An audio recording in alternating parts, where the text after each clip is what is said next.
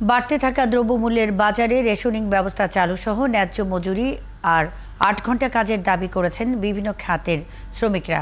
মে দিবস উপলক্ষে জাতীয় প্রেস ক্লাবের সামনে সমবেত হয়ে তারা প্রত্যয় জানান এক হয়ে দাবি আদায়ের সংগ্রাম চালিয়ে যাওয়ারও। মে দিবস এলেই সরকার সহ বিভিন্ন রাজনৈতিক সংগঠন যে আশ্বাস দেন তার বাস্তবায়ন দেখতে চান শ্রমিকরা। রিয়া সেজানের প্রতিবেদন।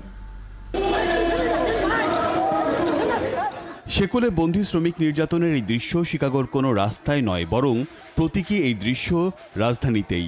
৮ ঘন্টা কর্মদিবসের দাবির কারণে 1886 সালে যুক্তরাষ্ট্রের শ্রমিকদের উপর যে নির্মম অত্যাচার নেমে আসে সেটি স্মরণ করতেই এই বিশেষ প্রতীকী আন্দোলন।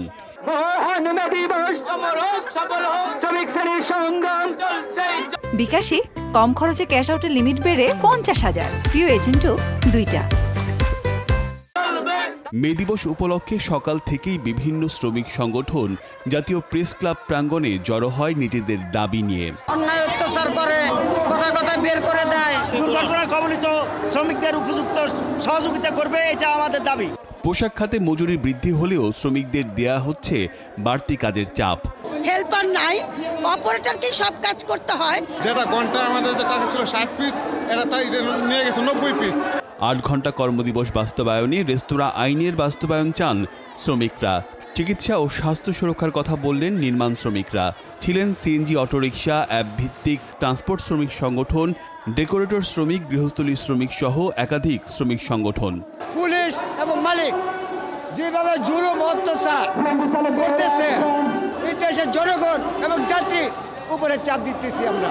হোটেল শ্রমিক 2 দিন আমরা বোনাস পাই না, 8 ঘন্টা কাজ পাই না।